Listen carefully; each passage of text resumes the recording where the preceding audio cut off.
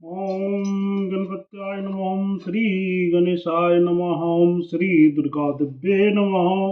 ओम श्री दुर्गाये नमः। ओम श्रीमद्देवी भागवत महापुराण परम्बः द्वितीय खंड। तुमेव माता च पिता तुमेव, तुमेव बन्धुश्च सखा तुमेव, तुमेव विद्याद्रविणं तुमेव, तुमेव शर्मं देवदेव। ओम नमः चंडिकाय नमः। ओम श्री दुर्गा दिव्ये नमः। ओम श्री दुर्गाये नमः। अर्थ त्रयोदशोऽध्याय। मनुपुत्रों की तपस्या, भगवती का उन्हें मंत्राधिपति होने का वरदान देना, दैत्यराज अरुण की तपस्या और ब्रह्मा जी का वरदान, देवताओं द्वारा भगवती की स्तुति और भगवती का ब्राह्मणी के रूप में अवतार लेकर अरुण का वध करना। श्री नारायण बोले, हे नारद, इसके बाद अब आप शेष मनुओं की अद्भुत उत्पत्ति के विषय में सुनिए, जिसके स्मरण मार्ग से देवी भक्ति उत्पन्न हो जाती है। वेवक्स्तो वेवक्स्तो मनु के पुरुष प्रसिद्ध नाभाग, दृष्ट, शर्याती और त्रिशंकु नाम का उज्जवल यश वाले 6 पुत्र थे। वे सब महान पराक्रमी थे। वे 6 पुत्र यमुना के पावन तट पर जाकर निराहार रहते हुए अपने श्वास पर नियंत्रण रखकर वहीं स्थित होकर भगवती को उपासना करने लगे। भगवती की अलग अलग पार्थिव मूर्ति बनाकर वे भांति भांति के उपचारों से आदर पूर्वक उनकी पूजा करते थे। इसके बाद उन सभी महाबली तथा महातपस्वी मनुपुत्रों को कर्म से सूखे पत्तों, वायु, जल और धूम तथा सूर्य की किरणों के आहार पर जीवन धारण करते हुए घोर तपस्या की। तत्पश्चात आदर पूर्वक देवी का अनवरत आराधना कर रहे उन पुत्रों को मन में समस्त मोहों को नष्ट कर देने वाला निर्मल बुद्धि जागृत हुई। वे मुनिपुत्र एकमात्र भगवती के चरणों का ही मन लगाए हुए थे। विशुद्ध बुद्धि के प्रभाव से उन्हें शीघ्र अपने ही भीतर संपूर्ण जगत दिखाई पड़ने लगा। वो अद्भुत स्थिति था। इस प्रकार 12 वर्ष के पश्चात उन्हें उनके तप से हजारों सूर्य के समान क्रांति वाले जगत के स्वामिनी देवेश्वरी प्रकट हुई। तब विमल आत्मा वाले वो 6 राजकुमार देवी को देखते ही विनम्र तथा भाव विहल होकर भक्ति पूर्वक अंतःकरण से उनकी स्तुति करने लगे। राजकुमार बोले, हे महेश्वरी, हे ईशान, हे परमे, हे करुणालय, हे वाग बीज मंत्र की आराधना से प्रसन्न होने वाली, हे वाग मंत्र से प्रतिपादित होने वाली, हे क्लिंकार रूपनी विग्रह वाली, हे क्लिंग बीज मंत्र से उपासित होने पर प्रीति प्रदान करने वाली, हे कामेश्वर के मन को प्रसन्नता प्रदान करने वाली, हे परमेश्वर को संतुष्ट करने वाली, हे महामाये, हे मोद परे, हे महान सम्राट देने वाली, हे विष्णु, सूर्य, महेश, इंद्र आदि के स्वरूप वाली, हे भोग की विधि करने वाली, आपकी जय हो। इस प्रकार उन महात्मा राजपुत्रों की स्तुति करने पर प्रसन्नता से सुंदर मुख वाली भगवती उनके कल्याणमय वचन कहने लगी। देवी बोली, हे महात्मा राजपुत्रों, तपस्या से युक्त आप लोगों को मेरी उपासना से निष्कलमश और तथा विमल बुद्धि वाले हो गए हैं, और आप लोग अपना मनोवांछित वर शीघ्र ही मांग लीजिए। मैं अति प्रसन्न हूँ। अतः इस समय आप लोगों के मन में जो भी होगा वह सब मैं अवश्य दूंगी। राजपुत बोले, हे भगवती, निष्कंठ राज, दीर्घजीवी संतान, अखंडित भोग, यथक्ष यश, तेज बुद्धि और सभी से अपराजिता हमें प्राप्त हो जाए, यही हमारे लिए हितकर वर है। देवी बोली, ऐसा ही हो। आप सभी की जो मनोगत कामनाएं वह सब पूर्ण होंगे। अब आप लोग मेरी एक और बात सावधान होकर सुन लीजिए। हे राजपुत्रों, मेरी कृपा से आप सभी लोग कर्म से मनवंतराधिपति हो बनेंगे। दीर्घजीवी संतानों तथा अनेक प्रकार के भोग आपको प्राप्त होंगे। अखंडित बल, ऐश्वर्य, यश, तेज तथा विभूतियां, ये सब आपको प्राप्त होंगे। श्री नारायण बोले, हे नारद, इस प्रकार उन राजकुमारों के भक्तिपूर्वक स्तुति होने पर साध्वी भांवरी जगदम्बिका उन्हें वर प्रदान कर तत्काल अंतर ध्यान हो गई। महान तेजस्वी से सभी राजपुत्रों ने उन जन्म में महान राज तथा समस्त संसारिक सुखों का भोग किया। सावनी पद नाम वाले जो सभी राजपुत्र अखंडित संतानें उत्पन्न करके भूलोक को अपने अपने वंश परंपरा स्थापित कर दूसरे जन्म में कर्मश मनवंतरे के अधिपति हुए। दक्ष सावनी नाम के पहले राजपुत्र 9वें मनु कहलाए। भगवती की कृपा से वो अव्याहत बल वाले तथा परमेश्वरशाली हुए।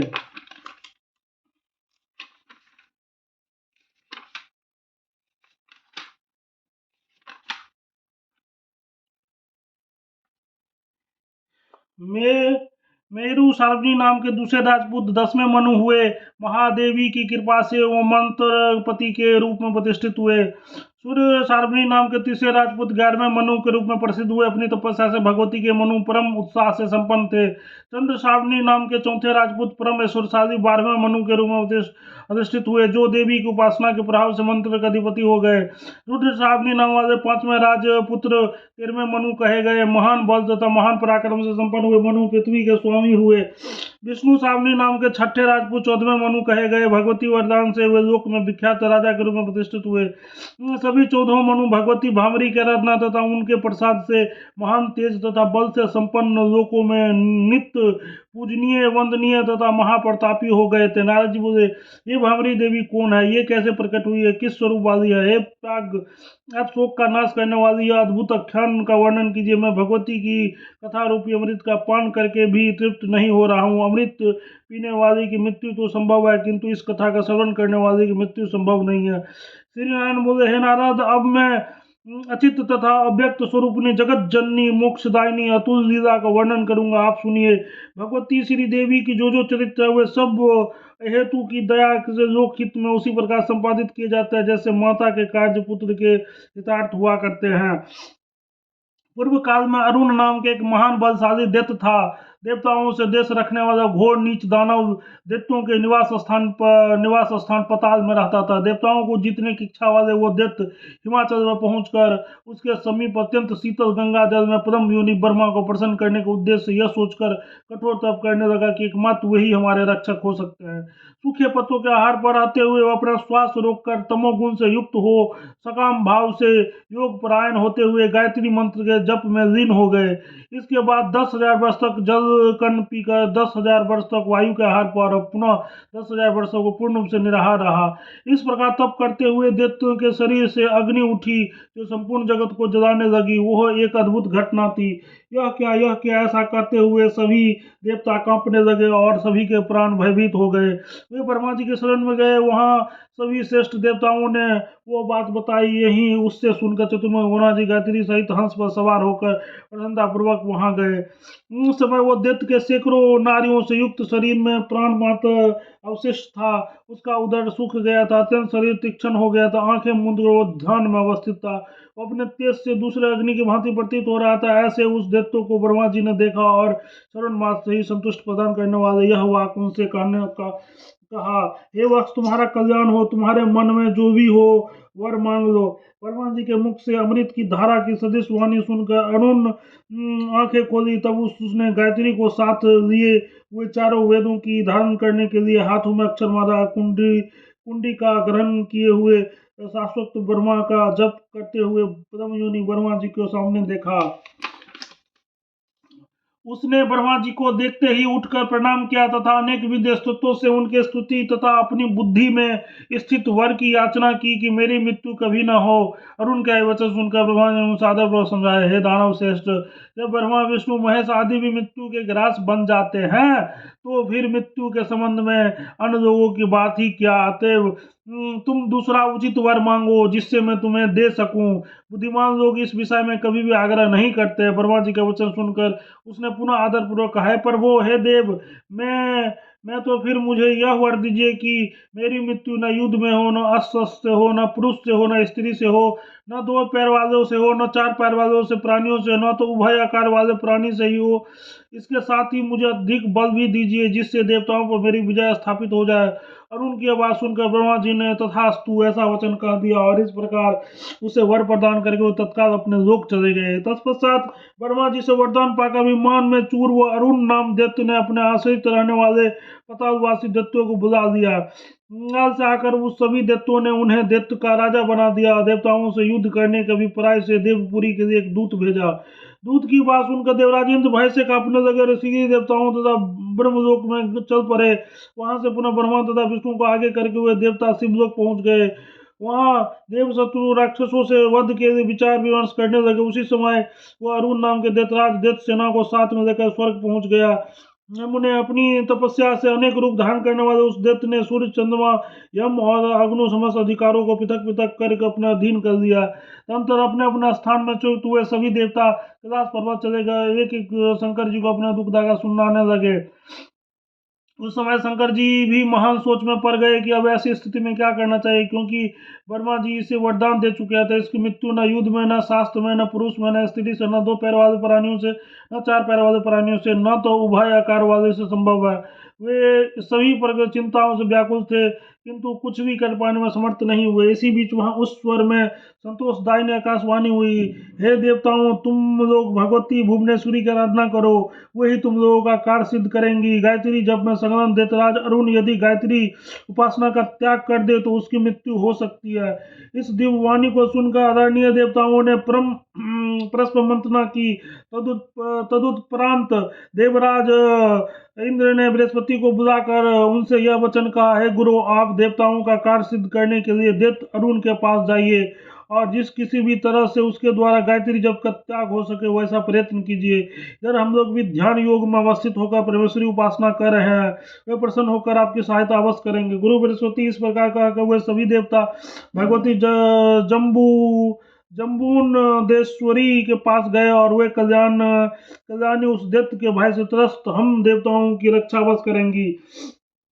वहां पहुंचकर देवी यज्ञ परायण हुए सभी देवता अत्यंत निष्ठा पूर्वक माया बीज के जप में लीन होकर घोर तपश्चर्या करने लगे। इधर बृहस्पति शीघ्र ही दानव अरुण के पास पहुंच गए। तब आए हुए उन मुनि बृहस्पति को उन देवता ने पूछा, मुने आप यहाँ कहाँ से आ गए?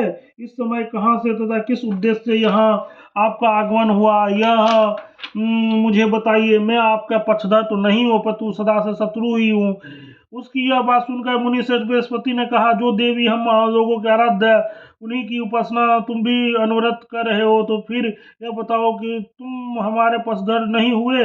हे सतम नारद, उस बृहस्पति की बात सुनकर देव माया से मोहित हुए देवराज निर्माण पूर्वक परम गायत्री मंत्र को जब का त्याग कर दिया। तब गायत्री जब से विरत होते ही वो तेज शून्य हो गया। प्रकार गुरु बृहस्पति अपना कार्य सिद्ध करके उस स्थान में चले गए और वापस आकर उन्होंने इंद्र से संपूर्ण वृत्तांत बताया। इसके सभी देवता संतुष्ट हो गए, देवी परमेश्वरी की आराधना करने लगे। हे मुने, इस प्रकार बहुत समय बीत जाने के पश्चात किसी समय जगत का कल्याण करने वाले जगत जननी प्रकट हुई। वो देवी करोड़ों सूर्य के समान आभा प्रभाव वाली थी। करोड़ों कामदेव के सदी सुंदर अंगों में अद्भुत अनुलेपन से युक्त दो सुंदर वस्तुओं से सुशोभित तथा विचित्र माला तथा आभूषणों से मंडित था। वे अपनी मुट्ठी में अद्भुत प्रकार के भ्रमर लिए हुई थी। वे भगवती अपने हाथ में अभय मुद्रा धारण की हुई थी। शांत तथा करुणा अमृत के सागर से सदृश अनेक विध भ्रमरों से युक्त पुष्पों की माला से शोभायमान थी। अद्भुत प्रकार की असंख्य भ्रामरियों से घिरी हुई थी और वे अंबिका हिंकार मंत्र का गान कर रहे करोड़ों भ्रमरों से सभी ओर से परिवृत थी। वे सभी प्रकार के श्रृंगारों तथा वेशों से अलंकृत थी और सभी वेदों द्वारा स्तुति हो रही थी। वे सबकी आत्मा स्वरूप सर्वमयी, सर्वमंगल स्वरूपनी, सर्वज्ञ, सर्वजननी, सर्वस्वरूपनी, सर्वेश्वरी तथा कल्याणमयी है। उन्हें देखकर ब्रह्मा जी को आगे करके दीन देवतागण प्रशंसित होकर वेदों में प्रतिपादित देवी की स्तुति करने लगे। देवता बोले, सृष्टि पालन तथा संहार करने वाले हे देवी, हे महाविद्ये, आपको नमस्कार है। हे कमलपत्र के समान नेत्रों वाली, आपको नमस्कार है। समस्त जगत को धारण करने वाली, आपको नमस्कार है। हे विश्व तेजस प्राज्ञ और विराट रूप से सात सूक्ष्म रूप धारण करने वाली, आपको नमस्कार है। व्याकृत तथा कटु स्थल रूप वाली आप भगवती को बार बार नमस्कार है। हे दुर्गे, हे उत्पत्ति आदि से रहित देवी, हे दुष्टों का अवरोधार्थ अलगात स्वरूपनी, हे अटूट प्रेम से प्राप्त की जाने वाली, हे तेजोमयी देवी, आपको नमस्कार है। हे श्री काल के, आपको नमस्कार है। माता, आपको नमस्कार है। हे नील सरस्वती, हे उग्र तारे, हे मोह ग्रे, आपको नित्य बार बार नमस्कार है। पीताम्बरे, आपको नमस्कार है। देवी, हे त्रिपुर सुंदरी, आपको नमस्कार है। भैरवी, आपको नमस्कार है। मतंगी, हे धूमावती, आपको बार बार नमस्कार है। हे छिन्न मस्तके, आपको नमस्कार है। हे क्षीर सागर कन्या, आपको नमस्कार है।